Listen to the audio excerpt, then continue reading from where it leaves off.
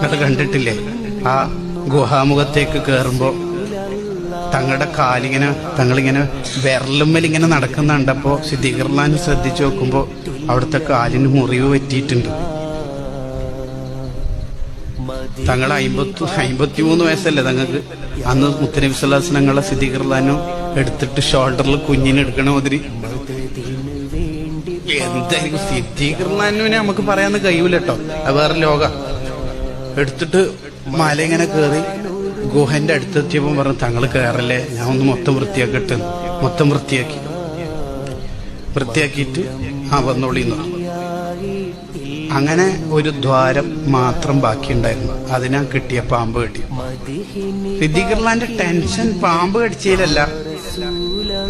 പിന്നെ എന്തിനാ ടെൻഷൻ എന്ന് വെച്ചാല് എന്റെ കണ്ണീര് ഉറ്റിപ്പോയില്ല. ഞാൻ കാല് വലിച്ചിട്ടില്ല, പക്ഷെ കണ്ണീരങ്ങോട്ട് ഉറ്റിപ്പോയി. അപ്പൊ തങ്ങൾ നെട്ടിപ്പോയി. അതില അവർക്ക് ടെൻഷൻ. എന്താ പറ്റിയത്?